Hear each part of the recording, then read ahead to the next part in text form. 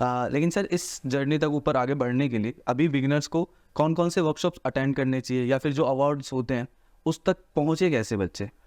हाँ, ये एक बहुत मुझे लगता है बहुत ही बढ़िया क्वेश्चन है, बिकॉज वो पहुंचने के लिए तो मैंने आपको बताया कि अच्छा काम होना ज़रूरी है ही जी। प्लस कौन से ऐसे लोग हैं जिनके काम देखें। आप जब तक अच्छा काम नहीं देखोगे तब तक अच्छा पेंट भी नहीं कर पाओगे। बिल्कुल। है ना। आप वही चीज़ देख रहे हो कि यार यही दुनिया है, हर बार वही चीज़ें है ना। मतलब आपको पता है यही दायरा है, आपको पता ही नहीं इससे बाहर भी कोई दुनिया है, तो आप आगे नहीं बढ़ पाओगे। तो आगे बढ़ने के लिए जैसे मैंने आपको बताया ना कि मैं जब बाहर निकला तब मैंने सीखा। सही बात। मुझे तो तब लग रहा है मैं तो बहुत बढ़िया कर रहा हूँ। जब मैंने वहां जाके देखा तब मुझे लगा अरे यार एक से एक बाप है, सही बात। एक से एक स्ट्रॉन्ग आर्टिस्ट है जो आपको, आप हो क्या उनके आगे कुछ नहीं हो। उनकी सोच, उनका काम करने का तरीका, कहाँ से शुरू करते हैं कैसे खत्म करते हैं, वो अमेजिंग था। बिल्कुल। और आपको तभी सीखने को मिलता है। तो आप सही डायरेक्शन में भी, आजकल के बच्चे अगर सही काम नहीं देखेंगे तो वो कभी भी आगे सही नहीं बढ़ पाएंगे। तो सबसे पहली चीज तो ये है कि अच्छे आर्टिस्टों को देखना शुरू करें, अच्छे काम को समझना शुरू करें, अच्छे और बुरे का फर्क जानना शुरू करें। सही बात है ना। सब कुछ ही अच्छा बनाया हुआ जो रियलिस्टिक सा अगर सामने आपको मैं बताऊं तो मैं कॉलेज में हाइपर रियलिस्टिक काम करता था, लेकिन वो आर्ट नहीं होती है, वो that is good craftsmanship. Exactly. आप समझ रहे हो मैं क्या कहना चाह रहा हूँ। आर्ट का मतलब कभी भी फोटो रियलिस्टिक काम करना नहीं होता है। बिल्कुल। आजकल के बच्चों को लगता है कि फोटो रियलिस्टिक काम का मतलब ही सबसे बढ़िया आर्टिस्ट है, लेकिन वो फोटो रियलिस्टिक काम देखने के बाद भी उस अप्रोच पे नहीं जा पाते क्योंकि ड्राइंग ही जीरो है। तो ड्राइंग को सबसे पहले समझे, ज्यादा बाहर जाएं, ज्यादा काम करें लाइव, ज्यादा आर्किटेक्चरल ड्राइंग्स करें, ज्यादा फिगरेटिव ड्राइंग्स करें। है ना। कलर्स तो बहुत सेकेंडरी चीज है, वो तो एक मुझे लगता है एक मीडियम है अपना एक्सप्रेशन को दिखाने का। मुझे लगता है कि वो एक सेकेंडरी चीज है। सबसे जो ज्यादा इंपॉर्टेंट चीज है वो ड्राइंग है।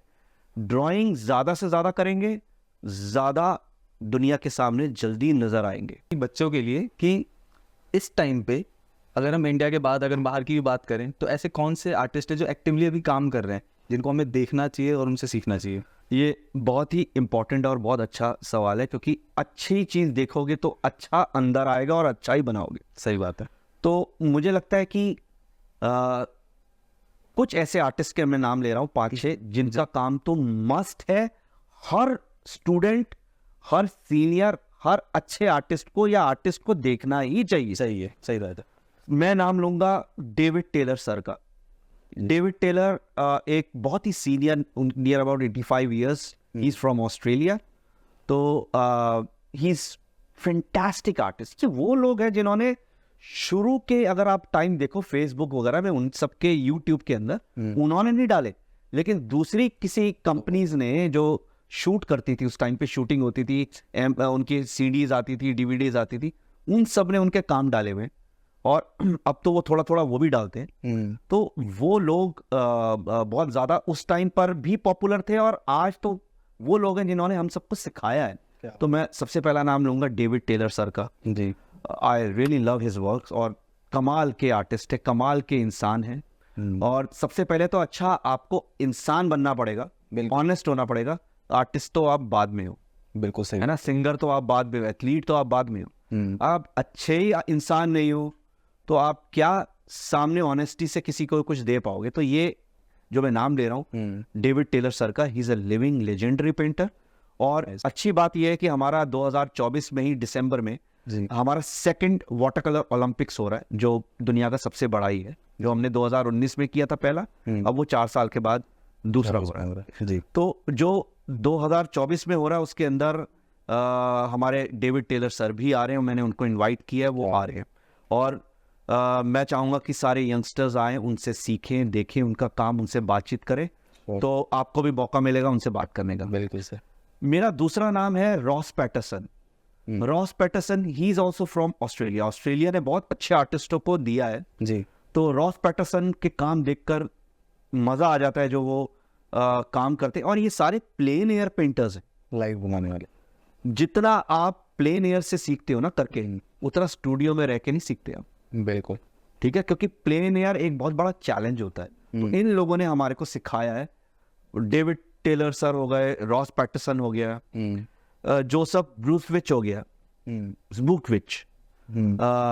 ज़बुकविच जो है वो बहुत ही कमाल के पेंटर है और बहुत पॉपुलर है आज की डेट में पूरी दुनिया में जी। और स्पेशली यंगस्टर्स में भी काफ़ी पॉपुलर है। क्योंकि अगर आप उनके काम देखो तो he is a more impressionist come classical. ये क्लासिकल भी उतने ही बढ़िया है, मतलब उनकी ड्राइंग को देखकर इनकी जो कॉम्पोजिशन सेंस है वो एक्स्ट्रा ऑर्डिनरी है। तो मैं उनका नाम लूंगा कि वो बच्चे देखें इनके काम। और फोर्थ नेम अगर मैं लेना चाहूंगा तो मैं अल्वारो कैस्टगनेट का लेना चाहूंगा। He is very very famous now और वो उरुग्वे से हैं और but he was also living in Australia. अच्छा। तो ये बहुत ही कमाल के पेंटर है। इनका जो सेंस है कॉम्पोजिशन का वो एक्स्ट्रा ऑर्डिनरी है। मतलब मैंने आज तक इस लेवल का कॉम्पोजिशन का और नेगेटिव पॉजिटिव के साथ प्ले करने का सेंस, जो कॉन्ट्रास्ट के साथ खेलने का सेंस है, वो मैंने शायद आज तक कभी देखा नहीं। और इनको देखकर कितने लोग इन्फ्लुएंस नहीं हुए, कॉपी करते, अच्छा, लेकिन वो तब भी कॉपी नहीं कर पाते उस चीज को। जो वो उनकी जो सेंस है वो इतनी स्ट्रांग है कि अगर आप उनके काम देखेंगे, लोग काम देखेंगे तो मुझे लगता है उनको बहुत कुछ सीखने को मिलेगा। कॉन्ट्रास्ट के साथ कैसे प्ले किया जाता है, कॉम्पोजिशन के साथ कैसे प्ले किया जाता है। तो ये अल्वारो कैस्टगनेट हैं जी। एक अगर मैं फिगरेटिव आर्टिस्ट की बात करूं तो मैं बोलूंगा Louie. He is from China. Okay. Very strong, बहुत ही स्ट्रांग आर्टिस्ट है। उनके बैले डांसर्स और फिगरेटिव्स वो करते हैं काम, बहुत ही शानदार काम है, वो देख सकते हैं लोग उनके काम। ऐसे बहुत सारे और भी आर्टिस्ट हैं। थॉमस शैलर हैं जो यूएस के हैं, एंडी एविसन है जो यूएस का है। They all are my friends.